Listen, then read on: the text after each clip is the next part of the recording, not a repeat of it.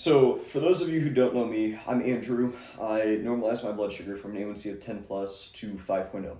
So today I'm going to break down how I did that in this video by talking primarily about carbs and what they do to your blood sugar, or at least what they've done to my blood sugar, and why avoiding them is crucial to diabetic management. So, starting off, right after I was diagnosed, the first conversation after getting home from the hospital, my mother told me, "You don't ever get to pull the diabetes card. Do you understand?" I was still quite young, but I understood perfectly clear. And to this day, never once have I even thought of using this disease as an excuse for anything. Your burden doesn't define you. How you bear it does.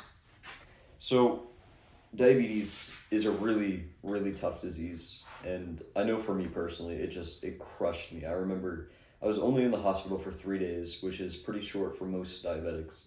And when I got home, I wanted absolutely nothing to do with that disease. Like I felt horrible about everything all the time. I felt sick. I felt upset, angry, and I didn't really understand why.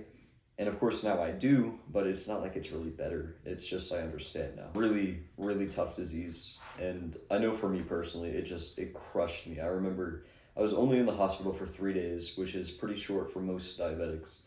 And when I got home, I wanted absolutely nothing to do with that disease. Like I felt horrible about everything all the time. I felt sick. I felt upset, angry, and I didn't really understand why.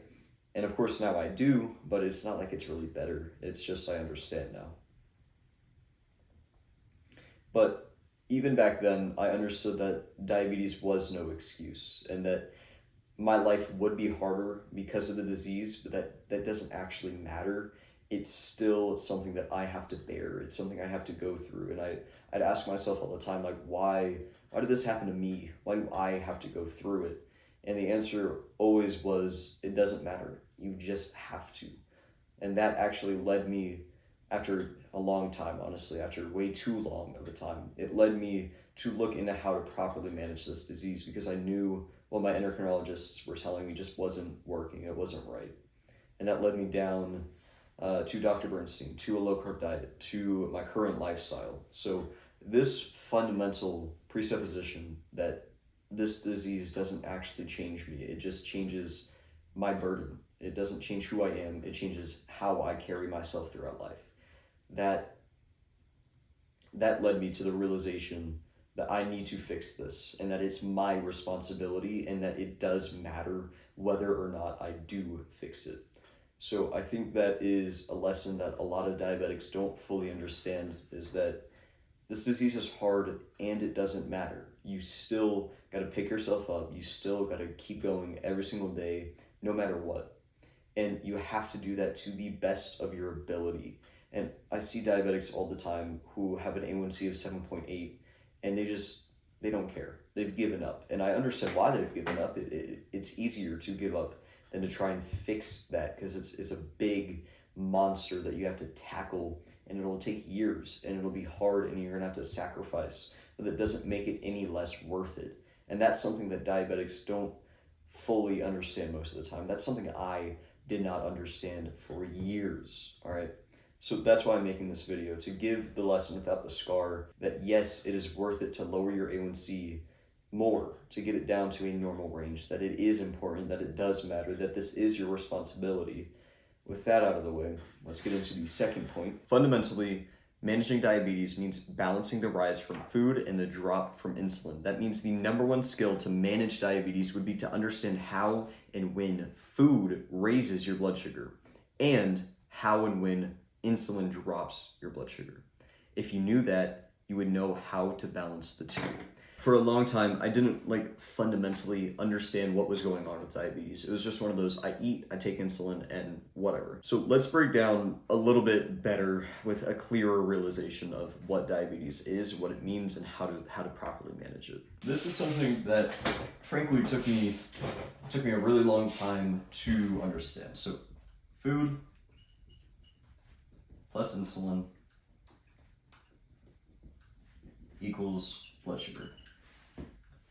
Now, get these two right and your blood sugar is usually what you predict. So I know if I eat 10 grams of carbs, take 1 unit of insulin, in 2 hours, my blood sugar will be almost identical to what it is right now. Now, obviously, there's factors like hormones, stress, exercise, when you wake up, when you go to bed, things like that, that absolutely 100% affect your blood sugar. But fundamentally, you can't quite control those. You can correct for them and you can get better at correcting for them, but you can't control them at the same degree that you can control food and insulin. And also, they don't impact your blood sugar as much as these two. So I focus in really, really hard on these two, getting these right, and it leads to level blood sugar, at least for me, and also the people that I've worked with. So I'm going to use an example of a buddy that DM'd me not too long ago, and he sent me a graph, and this is going to be simplified, but the graph looked a little bit something like this, and I told him, well, I asked him first. I said, okay, what are you eating here, here, and also where are you giving insulin and what type of insulin? So I asked food, insulin, timing, and then insulin type. So he told me he ate here, gave insulin here, and then he came back down and then went back up. So he didn't eat again. This was all just one meal, and this was his dinner too, which is obviously, well, not obviously, but in my opinion, it is the hardest meal of the day because it's important because you're about to go to bed, but it's hard because it's the busiest time of day for most people, at least it is for me. So, and getting dinner right is, dinner and breakfast are the two most important meals for diabetics to get right, and then increase your dose by 1 unit. But the important part here was to take a second dose of insulin here. So this was about 3 hours apart, and then he started going up again. So this right here, this entire spike, this is all from carbs, which is why I suggested lowering the carbs and then taking a second dose to correct for this. So this rise is from protein, and fundamentally, protein does raise your blood sugar, and this is something that we're not taught from our endocrinologists, but it is food that raises your blood sugar, and therefore you need to correct for it with insulin to keep this balance, right? So I told him to take a second dose about 3 hours after, maybe even 2 hours, a little bit sooner to try and help keep him nice and level.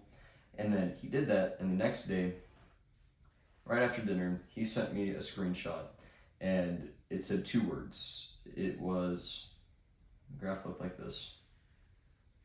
And he said it worked.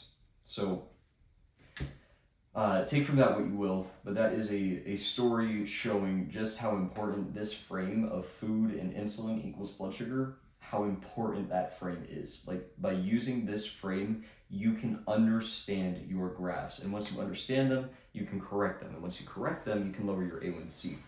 So understanding just how true and accurate this statement right here is allows you to improve your blood sugar. And at least that's exactly what it did for me. Like, the second I realized that every spike and every trough was from either food or insulin, I basically normalized my blood sugars. That made me realize I needed to stop eating carbs as much, and it also allowed me to correct my insulin doses and get them perfect, right? So that is a fundamental part of my management.